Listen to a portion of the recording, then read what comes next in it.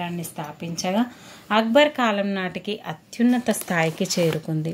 మరి ఔరంగజేబు విశాలమైన సామ్రాజ్యాన్ని పరిపాలించాడు. కానీ ఔరంగజేబు మరణం తర్వాత మొఘల్ సామ్రాజ్యం త్వరితగతిన పతనమైంది.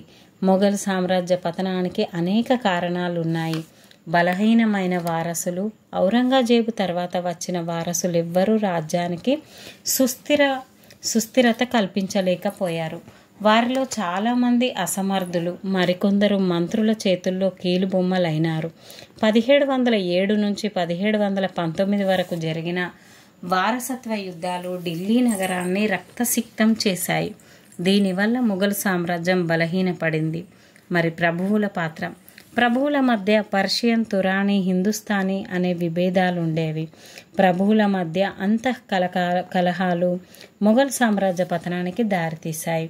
ప్రభువులు విశేషాధికారాలు పొందారు. వీరిలో చాలామంది స్వార్థపరులై రాజకీయ కుట్రలు చేసి స్వాతంత్రం ప్రకటించుకున్నారు. మరి విదేశీ దండయాత్రలు. మధ్య ఆసియా దండయాత్రలు మొఘల్ సామ్రాజ్యానికి పెద్ద ఔదడగా మారాయి.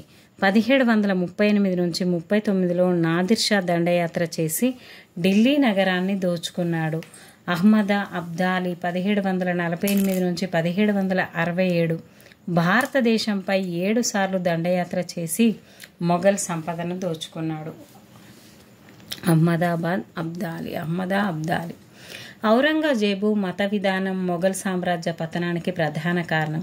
సిక్కులు, మహారాష్ట్రులు విజృంభణ మొఘల్ అధికారాన్ని ఆటంకపరిచాయి.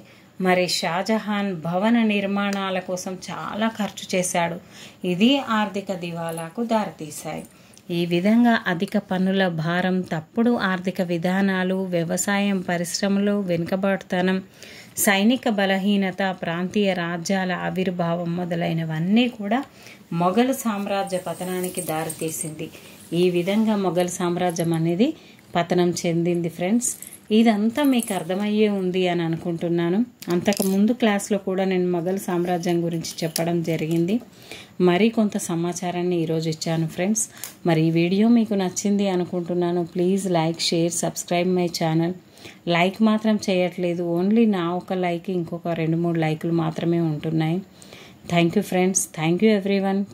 Keep smiling.